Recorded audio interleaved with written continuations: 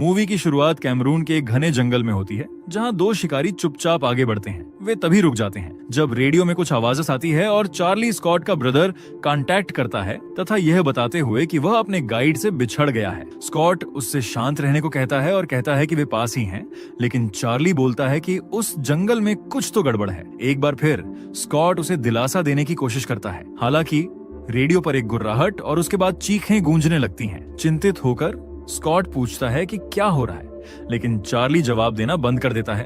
उसी समय दोनों को जंगल में कुछ हलचल दिखाई देती है और वे जाकर देखने का फैसला करते हैं। स्कॉट ने गाइड से पूछा कि क्या हो रहा है और घबराया हुआ आदमी जवाब देता है कि उनका पीछा किया जा रहा है। अपने भाई से दोबारा संपर्क करने की कोशिश करते समय गाइड पर बेरहमी से हमला किया जाता है और वह मारा जाता है। डरकर स्कॉट अपनी जान बचाने के लिए भागने लगता है, लेकिन जल्द ही वह चार्ली को याद करके हिचकिचाता है और उसे खोजने का फैसला करता है। उसी पल एक मॉन्स्टर उस पर जोरदार हमला करता है और वह चौंक जाता है।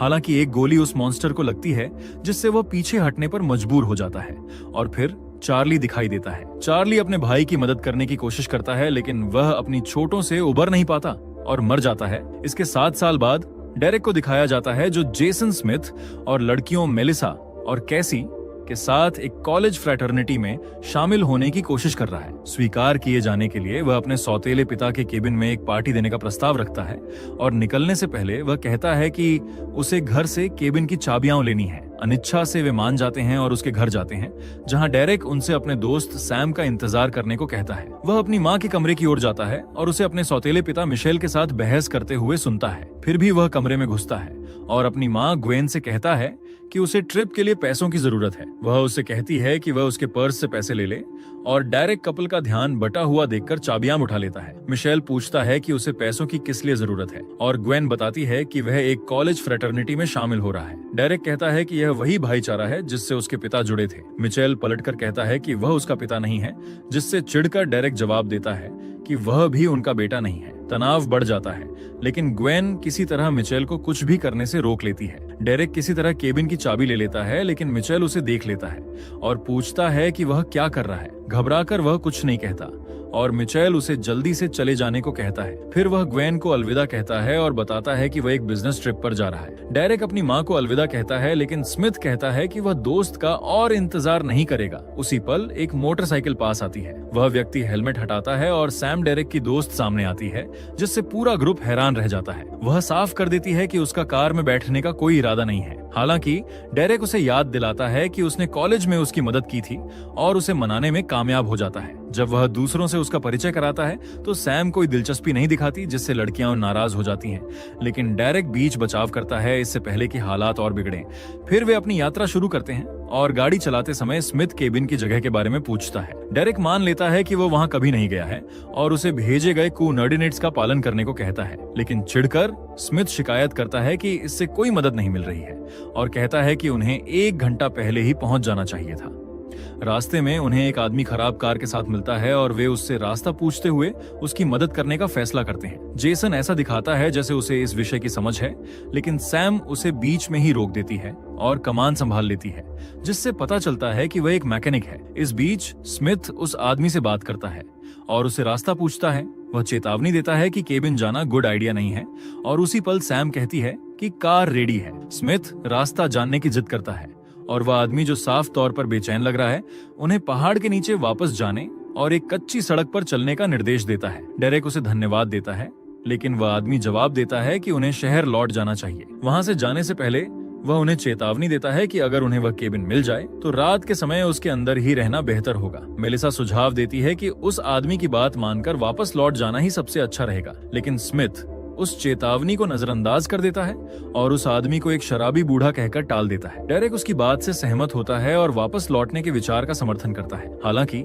स्मिथ अपनी मनमानी करता है और डेरेक को जबरदस्ती कार में बिठा लेता है। कच्ची सड़क पर चलते हुए स्मिथ डेरेक से इस बात पर लगातार चिढ़ता रहता है कि उसे केबिन की सही जगह पता नहीं है। जब वे आपस में बहस कर रहे होते हैं, तभी सैम आगे एक केबिन देखकर उनकी बहस के बीच में बोल पड़ती है। आखिरकार अपनी मंजिल पर पहुंचकर वे सब बहुत उत्साहित हो जाते हैं और कार से बाहर निकल आते हैं। डेरेक और सैम आगे बढ़कर सबसे पहले केबिन के अंदर जाते हैं और वहां की हालत देखकर सैम अपनी नाराजगी जाहिर करती है। उनके थोड़ी ही देर बाद बाकी लोग भी अंदर आ जाते हैं और स्मिथ यह कहकर पार्टी शुरू कर देता है कि वे सब बेवजह ही परेशान हो रहे थे। बाद में जब बाकी लोग मौज मस्ती कर रहे होते हैं, तभी सैम को एक तस्वीर दिखाई देती है जिसमें स्कॉट मिशेल के साथ खड़ा नजर आता है। डेरेक उसके पास आता है और सैम उससे पूछती है कि इस तस्वीर में दिख रहा वह आदमी कौन है। डेरेक बताता है कि वह उसका पिता है। उसे ये बात थोड़ी अजीब लगती है कि मिशेल ने अपने घर में तो अपने पिता की कोई तस्वीर नहीं लगा रखी है, लेकिन यहाँ इस केबिन में उसने यह तस्वीर लगा रखी है। फिर सैम उससे पूछती है कि क्या उसके पिता एक शिकारी थे। डेरेक इस बात की पुष्टि करते हुए बताता है कि शिकार के दौरान ही उनकी मौत हुई थी। डेरेक देखता है कि ग्रुप के लोग वहाँ बहुत ज्यादा गंदगी फैला रहे हैं, इसलिए वह उन्हें ऐसा करने से रोकने का फैसला करता है, लेकिन स्मिथ उसे चुप रहने के लिए कह देता है। हालांकि सैम बीच में आती है और उससे बात मानने को कहती है और वह उसका सामना करने की कोशिश करता है। हालांकि कैसी बहस रोक देती है और उसे बेडरूम में ले जाती है, जबकि दूसरा जोड़ा बाहर चला जाता है। इधर मेलिसा बताती है कि वह उस आदमी की चेतावनियों से डरी हुई है, लेकिन जेसन उसे दिलासा देने में कामयाब हो जाता है और वे फिर से रोमांस करने लगते हैं। इस बीच सैम डेरेक से बात करती है और यह साफ हो जाता है कि दोनों एक रिश्ते में हैं। वह कहती है कि वह उसके साथ खुश है, लेकिन ग्रुप से असंतुष्टि दिखाती है और डेरेक कहता है कि यह सिर्फ कुछ समय के लिए है। हालांकि बेडरूम से आने वाली आवाजें उसे परेशान करती हैं और वह टहलने का फैसला करती है। इस बीच जेसन और मेलिसा एक अंतरंग पल बिताते हैं, तभी अचानक उन्हें एक चीख सुनाई देती है। डरकर वे वापस अंदर जाने का फैसला करते हैं, लेकिन मेलिसा एक वेयर वोल्फ को देखकर हैरान रह जाती है। जेसन उसकी मदद करने की कोशिश करता है, लेकिन उसे दूर फेंक दिया जाता है और वह उसे मरते हुए देखता है। केबिन के अंदर बाकी लोग चीखें सुनते हैं और बाहर जाकर देखते हैं, जहां वे जेसन को एक मॉन्स्टर से भागते हुए देखते हैं। चारों अंदर भागते हैं, लेकिन जेसन पकड़ा जाता है और उनके सामने ही मार दिया जाता है। हर कोई सदमे में है, लेकिन जल्द ही सतर्क हो जाते हैं जब उन्हें एहसास होता है कि वह मॉन्स्टर बातें करने लगा है। वह मॉन्स्टर 3 लिटिल पिग्स वाला गाना गाता है, जिससे हर कोई हैरान रह जाता है। फिर सन्नाटा छा जाता है जब तक कि बेडरूम से कैसी की चीखें गूंजने नहीं लगती। सैम एक कुल्हाड़ी उठाती है और उसे स्मिथ को देती है, जो दरवाजा तोड़ता है, लेकिन वहां वह अपनी गर्लफ्रेंड को मरते हुए देखता है। मॉन्स्टर पास आता है और स्मिथ का मजाक उड़ाता है, जो गुस्से में उस पर हमला करने की कोशिश करता है। हालांकि वह उस मॉन्स्टर के चंगुल में फंस जाता है और बेरहमी से मार दिया जाता है, जबकि सैम कुल्हाड़ी तक पहुंचने की कोशिश करती है। हालांकि वह मॉन्स्टर उसे देख लेता है और उसकी तरफ बढ़ता है, लेकिन डेरेक किसी तरह उसका ध्यान अपनी तरफ खींचने में कामयाब हो जाता है। उसे गर्दन से ऊपर उठा लिया जाता है और जब वह मरने ही वाला होता है, तो सैम कुल्हाड़ी से उस मॉन्स्टर पर हमला करती है, जिससे वह उसे छोड़ देता है। दोनों किसी तरह केबिन से भाग निकलते हैं और गाड़ी में बैठ जाते हैं, लेकिन जब वे निकलने ही वाले होते हैं, तो वह मॉन्स्टर वहां पहुंच जाता है और गाड़ी से चिपक जाता है। सैम तेजी से गाड़ी मोड़ती है और उस मॉन्स्टर से पीछा छुड़ाने में कामयाब हो जाती है। वे गाड़ी लेकर आगे बढ़ जाते हैं, जबकि वह मॉन्स्टर जोर जोर से गुर्राता है। मॉर्निंग के समय एक आदमी टीवी पर वह रिपोर्ट देख रहा होता है, जिसमें बताया जाता है कि एक मॉन्स्टर ने कुछ युवाओं का बेरहमी से कत्ल कर दिया है। पता चलता है कि वह आदमी चार्ली है। जब उसे पता चलता है कि जो लोग बच गए हैं उनमें उसका भतीजा भी शामिल है, तो वह घबरा जाता है। ग्वेन और मिशेल पुलिस स्टेशन पहुंचते हैं और वहां उन्हें डेरेक पूरी तरह से सदमे में मिलता है। शेरिफ उन्हें बताता है कि वे अब घर जा सकते हैं, लेकिन मिशेल यह जानना चाहता है कि उन्होंने क्या देखा था। शेरिफ बताता है कि उन दोनों ने कहा था कि उस समय बहुत अंधेरा था, लेकिन फिर भी वे एक बड़े मॉन्स्टर को देख पाए थे। हालांकि शेरिफ का कहना है कि उसे लगता है कि वे कुछ छिपा रहे हैं। मिशेल पूछता है कि क्या डेरेक को कुछ और भी याद है जिससे शेरिफ को मदद मिल सके, लेकिन डेरेक मना कर देता है। बाद में सैम डेरेक से मिलती है और कहती है कि उन्हें आपस में कुछ बात करनी है। इसके बाद वे दोनों एक कमरे में चले जाते हैं। सैम पूछती है कि वह कैसा महसूस कर रहा है और डेरेक बताता है कि मिशेल ने उसकी चाबियां लेने का इल्जाम उस पर लगाया था। सैम उसे दिलासा देते हुए कहती है कि इसमें उसकी कोई गलती नहीं थी, क्योंकि वे दोनों ही सच जानते हैं। वह बताती है कि वह कोई भालू या किसी भी तरह का आम जानवर नहीं था, बल्कि वह एक वेयरवुल्फ था। डेरेक कहता है कि ऐसा होना नामुमकिन है, लेकिन सैम जोर देकर कहती है कि उस दिन पूर्णिमा थी और वह प्राणी उनसे बात भी कर सकता था। उसे शक है कि शायद मिशेल ही वह जानवर हो सकता है, लेकिन डेरेक कहता है कि मिशेल तो किसी बिजनेस ट्रिप पर गया हुआ था। सैम डेरेक से कहती है कि वह मिशेल का शेड्यूल और उसकी पीठ चेक करे, क्योंकि उसने कुल्हाड़ी से उस मॉन्स्टर की पीठ पर वार किया था। डेरेक कहता है कि वह उसकी बात पर यकीन कर लेगा, लेकिन वह पूछता है कि वे इसे साबित कैसे करेंगे, क्योंकि पुलिस तो उनकी बात पर यकीन नहीं करेगी। सैम कहती है कि उसे ऐसा लग रहा है कि अब अगला नंबर उनका ही होगा और इसीलिए उन्हें अब कुछ करना ही होगा। सैम के घर से चले जाने के बाद डेरेक अपने सौतेले पिता का शेड्यूल चेक करता है और हैरान रह जाता है। उसे पता चलता है कि मिशेल की सारी अपॉइंटमेंट्स पूर्णिमा के दिनों में ही तय की गई हैं। रात के समय डेरेक एक कैमरा लेकर उस कपल के कमरे में घुसता है और अपने सौतेले पिता की पीठ का वीडियो बनाता है। वह तेजी से वहां से निकल जाता है। तभी मिशेल की नींद खुल जाती है। वह अपनी बंदूक उठाता है और लड़कों के कमरे की तरफ जाता है, लेकिन वहां उसे डेरेक सोता हुआ मिलता है।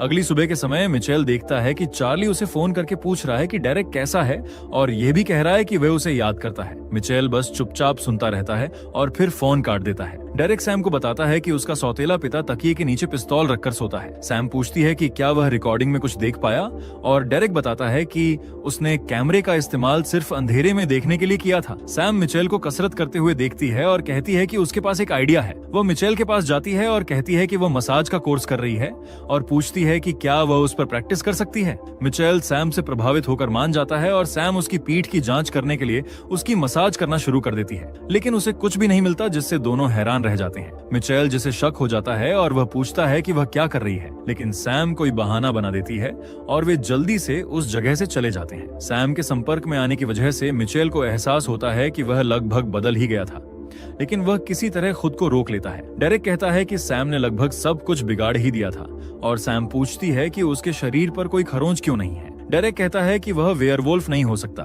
लेकिन सैम पलटकर कहती है कि हो सकता है कि वह खुद को ठीक कर सकता हो। वह अपनी गर्लफ्रेंड को अलविदा कहता है और बाद में संभावित हमलों के बारे में रिसर्च करना शुरू कर देता है। डेरेक को कुछ अजीब रिपोर्टें मिलती हैं, लेकिन तभी उसे अपनी माँ के रोने की आवाज सुनाई देने लगती है। वह अपनी माँ के पास जाता है और देखता है कि उसका चेहरा बुरी तरह से बिगड़ा हुआ है और वहाँ भी एक जानवर ने उस पर हमला कर दिया। फिर पता चलता है कि यह सब बस एक बुरा सपना था और वह डरकर जाग जाता है। सुबह चार्ली मिचेल के घर से बाहर निकलने का इंतजार करता है ताकि वह ग्वेन और डेरेक से बात कर सके। ग्वेन दरवाजा खोलती है और चार्ली को देखकर खुश होती है। चार्ली कहता है कि उसके मैसेज भेजने के बाद उसे कोई खबर नहीं मिली। ग्वेन बताती है कि उसे कुछ भी नहीं मिला, लेकिन जोश से कहती है कि इससे कोई फर्क नहीं पड़ता और उसे अंदर बुलाती है। डेरेक आता है और चार्ली उसे गले लगा लेता है, अपने साथियों की मौत पर दुख जताते हुए। तीनों बैठकर बात करते हैं और चार्ली कहता है कि डेरेक ज्यादातर स्कॉट जैसा दिखता है, जिससे वह नौजवान साफ तौर पर खुश हो जाता है। उसी पल मिचेल आ जाता है। उसे देखकर चार्ली चौंक जाता है और कहता है कि वह बस रास्ते से गुजर रहा था और सिर्फ डेरेक से मिलने आया है। वह कहता है कि वह अब जाएगा, लेकिन डेरेक से उसे दरवाजे तक छोड़ने के लिए कहता है। मिचेल भी उनके पीछे पीछे आता है, ये समझते हुए कि वह खुलकर बात नहीं कर सकता। चार्ली अपना फोन निकालता है और एक मैसेज लिखता है जिसमें वह डेरेक और सैम से बाद में मिलने के लिए कहता है। डेरेक मैसेज समझ जाता है और चुपचाप राजी हो जाता है, हालांकि वह अभी भी हालात को लेकर उलझन में है। बाद में वे दोनों चार्ली से मिलने जाते हैं और सैम पूछती है कि बात क्या है। चार्ली कहता है कि वह जानना चाहता है कि केबिन में क्या हुआ था और पूरी सच्चाई क्या है। वह पूछता है कि क्या डेरेक जानता है कि उसके पिता की मौत कैसे हुई थी। डेरेक कहता है कि उसे बस इतना पता है कि यह शिकार के दौरान हुआ एक हादसा था और कोई भी इस बारे में बात नहीं करता। चार्ली कहता है कि यह कोई हादसा नहीं था, बल्कि एक भयानक जानवर था और उसे लगता है कि यह वही जानवर है जिसने केबिन में उन नौजवानों को मारा था। डेरेक कहता है कि उसे कुछ समझ नहीं आ रहा और वह और ज्यादा जानकारी चाहता है। चाचा बताते हैं कि मिचेल और उनके भाई बहुत अच्छे दोस्त थे और मिचेल ने उन्हें अफ्रीका में सफारी पर जाने के लिए राजी कर लिया था। हालांकि वह अपने भाई से अलग हो गया और जल्द ही दूर से चीखने की आवाजें सुनी। वह कहता है कि उसने अपने भाई को बचाने की कोशिश की और उस जानवर पर गोली चलाई, जिससे वह जानवर डरकर भाग गया। जब वह कैंप में वापस आया तो उसे मिचेल कहीं नहीं मिला। मिचेल कई घंटे बाहर रहा था और उसने कहा कि वह रास्ता भटक गया था, लेकिन जहां उसने उस जीव को मारा था वहां एक घाव था और अगले दिन वह घाव गायब हो गया था। चार्ली कहता है कि उसने पहले कुछ नहीं किया था, लेकिन अब वह मिशेल को रोकना चाहता है और उनकी मदद मांगता है। सैम तुरंत मान जाती है, लेकिन डेरेक किसी को भी मारने से मना कर देता है, भले ही वह मिशेल ही क्यों ना हो। सैम उस पर दबाव डालती है और डेरेक समझाता है कि किसी ने भी उसे बदलते हुए नहीं देखा है और उनके पास कोई सबूत नहीं है। चार्ली कहता है कि डेरेक सही है और सैम पूछती है कि क्या वे तब तक इंतजार करेंगे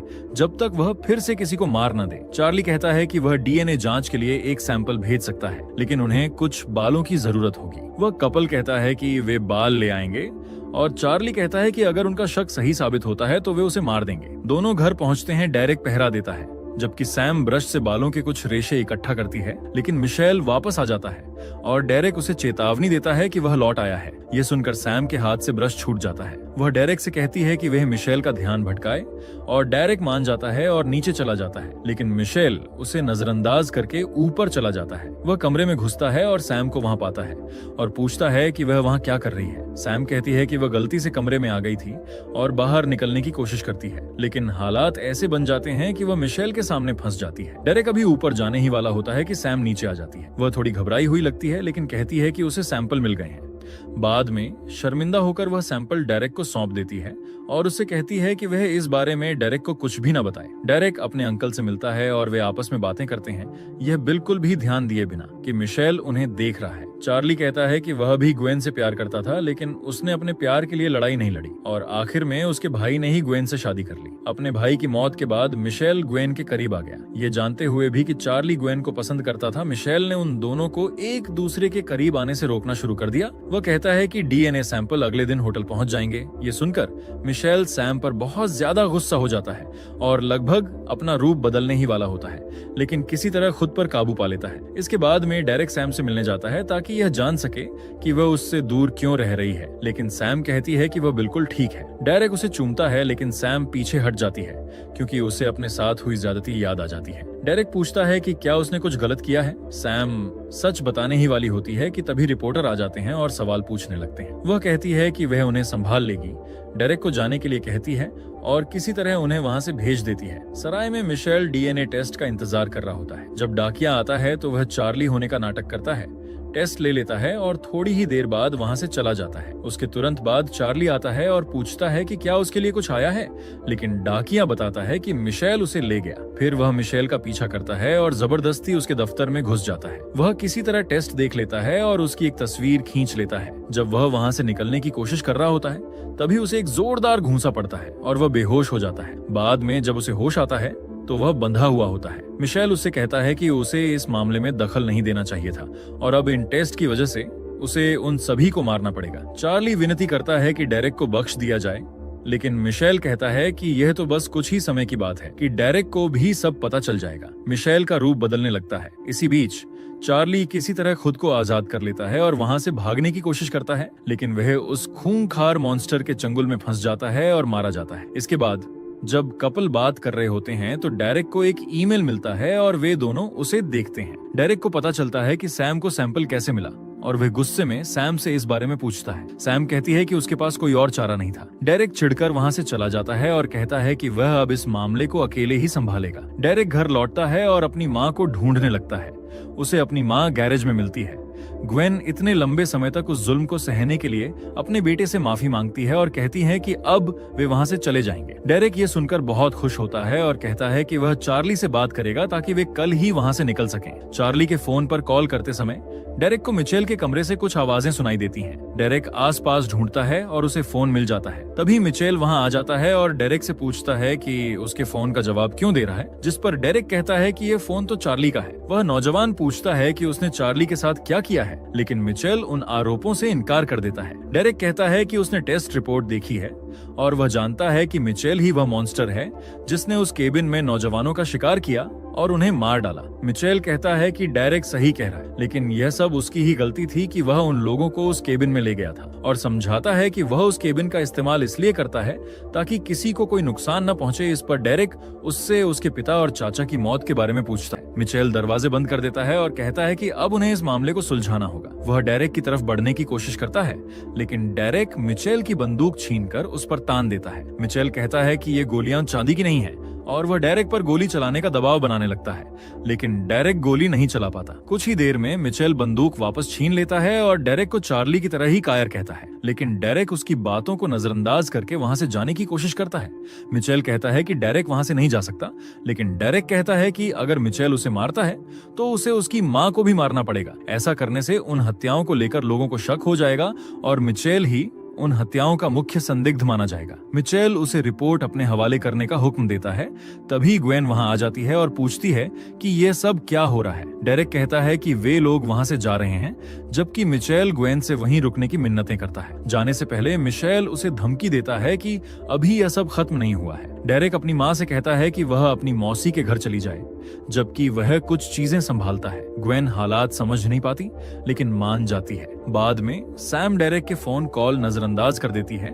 तभी दरवाजे पर कोई दस्तक देता है। जब वह दरवाजा खोलती है तो मिशेल उस पर हमला कर देता है। वह उसे मारता है और उसे बेहोश कर देता है। फिर वह डेरेक को फोन करके कहता है कि वह केबिन में उसका इंतजार करेगा। डेरेक सैम के घर जाता है, लेकिन उसे वहां नहीं पाता। उसे वहां एक चांदी का चाकू मिलता है। फिर वह सैम की मोटरसाइकिल लेता है और उससे मिलने चला जाता है। इस बीच केबिन में कॉलेज के कुछ रिपोर्टर वहां पहुंचते हैं और अंदर जाने का फैसला करते हैं। वे उस जगह की तलाशी लेते हैं, लेकिन किसी के आने की आहट सुनकर छिपने के लिए भागते हैं। मिशेल सैम को गोद में उठाकर अंदर आता है और जल्द ही समझ जाता है कि वहाँ कुछ लोग आए हुए हैं। उन युवाओं को कोई आवाज सुनाई नहीं देती, इसलिए वे बाहर निकलकर जांच पड़ताल करने का फैसला करते हैं। तभी उन्हें सैम मिल जाती है। वे उसके मुंह से टेप हटाते हैं और वह तुरंत चिल्लाकर उनसे वहां से चले जाने को कहती है, लेकिन वह मॉन्स्टर उन पर हमला कर देता है और उन सभी को मार डालता है। ठीक उसी समय डेरेक वहां पहुंचता है। वह चीखने चिल्लाने की आवाजें सुनकर केबिन के अंदर भागता है। वहां उसे सैम मिलती है। वह तुरंत उसकी मदद के लिए आगे बढ़ता है और उसे दिखाता है कि वह अपने साथ चांदी के चाकू लाया है। डेरेक देखता है कि 2 युवा बच गए हैं। वह उनसे कहता है कि वे सुबह होने तक केबिन के अंदर ही रहें। फिर वे केबिन के सभी दरवाजे और खिड़कियां बंद करना शुरू कर देते हैं, लेकिन वह मॉन्स्टर जल्द ही दरवाजे पर जोर जोर से दस्तक देने लगता है और अंदर आने की जिद करता है। सैम उसे वहां से चले जाने को कहती है। मिशेल बताता है कि उसने एक युवती को बंधक बना रखा है और धमकी देता है कि अगर वे बाहर नहीं आए तो वह उसे मार डालेगा, लेकिन डेरेक कहता है कि यह एक ट्रैप है। लेकिन वह युवक मदद करने में जरा भी नहीं हिचकिचाता और दरवाजा खोल देता है, लेकिन वह तुरंत ही मारा जाता है। फिर वह मॉन्स्टर केबिन के अंदर बाकी लोगों का पीछा करता है, लेकिन वे किसी तरह एक कमरे में छिपने में कामयाब हो जाते हैं। डेरेक को वहां एक धनुष मिलता है। वह सुझाव देता है कि चांदी के चाकुओं को तीरों की तरह इस्तेमाल किया जाए और सैम कहती है कि यह तरकीब काम कर सकती है, लेकिन दूसरी लड़की को इस बात पर जरा भी यकीन नहीं होता कि वे वहां से बच निकलेंगे। वह दरवाजे की तरफ बढ़ने लगती है। वह मॉन्स्टर तेजी से दरवाजे से अंदर घुसता है और उसे मार डालता है तथा वह दरवाजा खोलने में कामयाब हो जाता है। वह कपल फिर से भागने लगता है, लेकिन डेरेक बीच में ही रुक जाता है और कहता है कि उन्हें आज रात ही इसका खात्मा करना होगा। वह कपल जवाबी हमले की तैयारी करता है, लेकिन मिचेल दूसरी तरफ से आ जाता है और सैम तीर चला देती है और उस तीर का कोई असर नहीं होता तथा वह सैम की तरफ बढ़ने लगता है। लेकिन डेरेक फौरन हरकत में आता है और पीछे से उस पर हमला कर देता है। दोनों के बीच लड़ाई छिड़ जाती है और मिचेल कहता है कि डेरेक अपने पिता से बेहतर लड़ता है। इस बात से डेरेक का ध्यान भटक जाता है और मिचेल उसकी गर्दन दबोच लेता है। इससे पहले कि वह उसे मार पाता, सैम वहां आ जाती है और उस मॉनिटर पर हमला कर देती है। इस मौके का फायदा उठाकर सैम उस मॉन्स्टर को आग लगा देती है और तेजी से केबिन से बाहर निकल जाती है। कुछ ही देर बाद केबिन में जोरदार धमाका होता है। उन्हें लगता है कि अब सब कुछ खत्म हो गया है, लेकिन मिचेल फिर से सामने आ जाता है और डेरेक के हाथ पर काट लेता है। जब वह डेरेक को मारने ही वाला होता है तो सैम चांदी का बना तीर डेरेक की तरफ फेंकती है, जिसका इस्तेमाल करके डेरेक मिचेल के शरीर में छेद कर देता है। मरने से पहले वह कहता है कि उसका श्राप अब डेरेक को लग गया है। डेरेक अफसोस जताते हुए कहता है कि वह मिचेल जैसा नहीं बनना चाहता, लेकिन सैम जवाब देती है कि चाहे कुछ भी हो जाए, वे दोनों मिलकर इस मुश्किल से निपटने का कोई ना कोई रास्ता जरूर ढूंढ लेंगे।